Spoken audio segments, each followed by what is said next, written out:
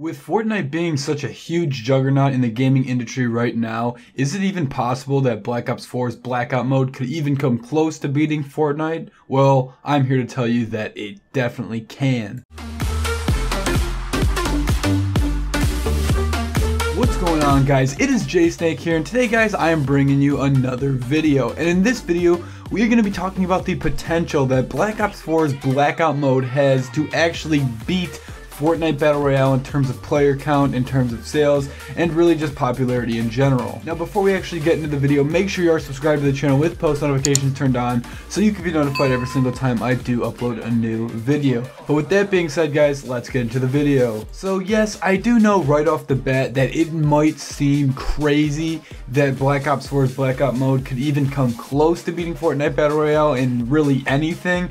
But there's a few things that Black Ops 4's Blackout mode has that Fortnite will never ever be able to actually have. We obviously don't know a ton about Blackout yet. We don't even know about what vehicles are going to be in the game, what guns, kind of tier systems, like stuff like that. We don't exactly know really anything about Blackout mode, but we do know that obviously since this is a Call of Duty game, it's going to have a Call of Duty style, it's going to have Call of Duty weapons, most likely weapons in Black Ops 4, and quite frankly, I feel like it's going to obviously pull back weapons from Black Ops 1, 2, and 3, like ones that aren't in the Black Ops 4 multiplayer. We saw this with like Black Ops 2 Zombies, where there was a bunch of Black Ops 1 weapons that were brought into the Zombies mode. I have a feeling there's going to be a ton of weapons from the previous games, probably all the way from World at War to Black Ops 3 and Black Ops 4, obviously. So we're going to have some World War II weaponry, and I'm sure we're also going to have some more futuristic weaponry. Vehicles, obviously, I mean, really, we could be seeing World War II vehicles, which we actually did see a World War II plane in a previous trailer,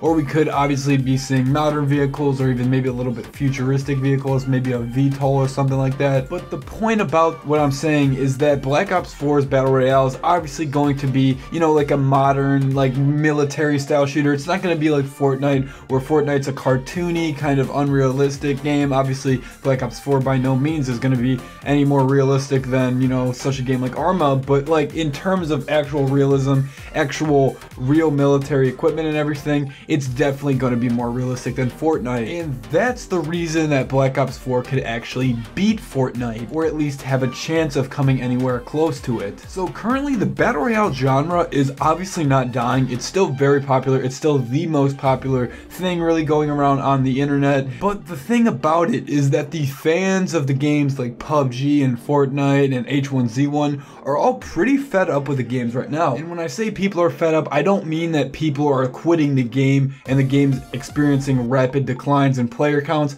but I mean that people are just pretty angry with the game, pretty angry with the direction the games are going in, and they're kind of just waiting for that new Battle Royale game, that new thing to move on to. And this is especially prevalent with PUBG. People that are fans of PUBG and are playing the game right now are very, very mad with the game. There is a lot of stuff that is wrong with PUBG. I'm not going to obviously make a video on that. That's not really what my niche is or anything, so I'm not going to talk about what's actually wrong.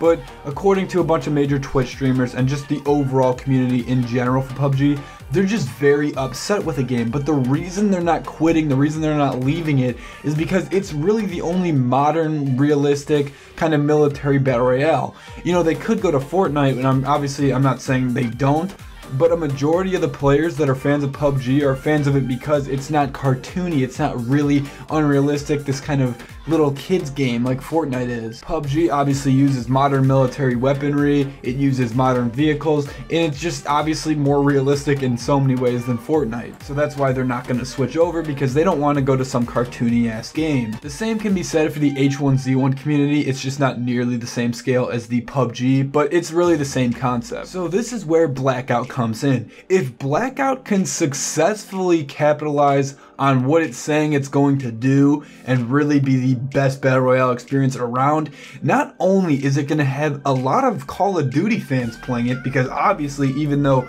we're not used to Battle Royale, we've never really seen it in the Call of Duty games, fans of Call of Duty games that are buying Black Ops 4 are going to play Blackout, and it's going to have obviously a stable population. By no means is it going to be low, but if Black Ops 4's Blackout can capitalize on the Battle Royale genre, it's going to have such a good and easy opportunity to sweep up all the PUBG and all the H1Z1 players, and even a large amount of Fortnite players, because there's Fortnite players fed up with the game. But for sure, it could really steal PUBG's fame and attention right now. It for sure could steal H1Z1's attention, and then a bit of Fortnite's attention as well. And another thing you have to keep in mind about Fortnite is that a lot of the big content creators, and I'm not talking about people like Ninja or Myth or any of the really big guys, but a lot of people that actually play Fortnite and are content creators that are fairly large, pretty large, even, you know, like LEA and everything like that being pretty much near the top, a lot of them originated with Call of Duty, and they still really do love Call of Duty. It's just